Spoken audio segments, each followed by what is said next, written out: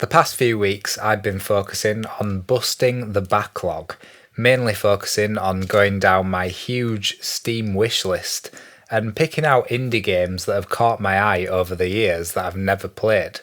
So I'd like to do a series of short reviews on the games that I found were worth mentioning, starting with a stealth game with some really creative mechanics, Echo.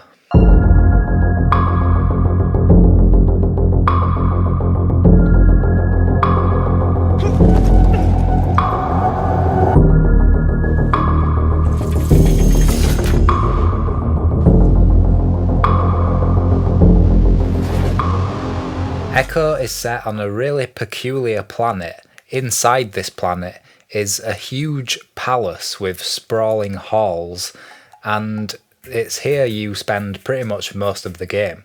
Your surroundings are not only serene and beautiful, but actually quite clinical and eerie at times. And while this is not a horror game, there are a lot of moments of tension and it gets quite scary sometimes. This is because throughout these decadent halls you are being stalked by some kind of living AI that perhaps the palace itself has constructed to attack the player. It's this concept that inspires a lot of the really interesting gameplay that Echo holds, because part of the marketing for this game is that the AI will learn from the actions of the player. Is this true? Yes and no, really. While the adaptive AI will not learn from how you play the game, it will pull from a specific pool of actions that you can take as a player, and will be able to do those actions in turn. This can lead to some brain-teasing puzzle-solving moments where you need to get characters to open doors for you, or extend bridges by doing that yourself, and then waiting for the AI to learn that move. Or it can lead to some incredibly tense chase sequences where the enemy is stalking you through the dark and you realise that just a bit ago you used a gun. The parts where all the lights go out are actually another interesting mechanic, because the AI learns in cycles.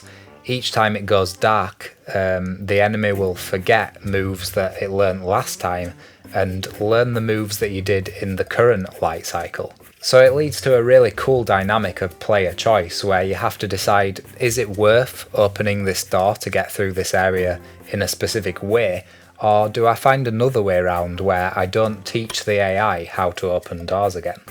The stealth mechanics are really slick. It utilises a ring around the character which show you where enemies are and the distances they are from you, and I believe that was inspired by the ring from Metal Gear Solid 4. At least something good came out of that game.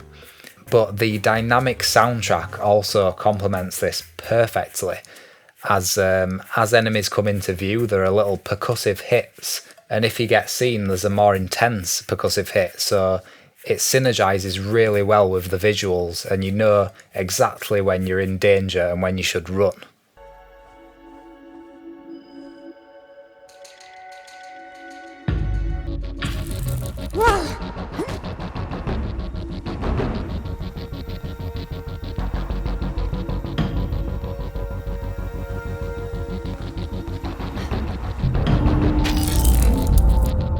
So it's all good from a gameplay standpoint, but I think what's really stood out for me as well is the absolute top-notch voice acting, which really carries this really intriguing story that has a surprising amount of depth to it to say this is a completely new IP. There's only really two voice actors, but they play off each other incredibly well, and the line delivery just really sells it for me.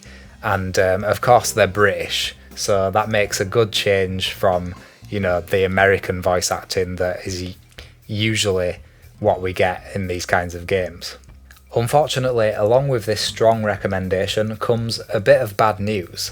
The small indie studio, Ultra, that were responsible for making this incredibly intriguing universe are no more. They only made this one game before shutting down. It's a real shame. Because if you feel in the mood for a slick stealth game with mild horror elements, a bit of puzzling, and a fantastic story, then Echo just might be your thing. I've been Jake of the Retro Perspective, thanks very much for watching, and I'll see you next time.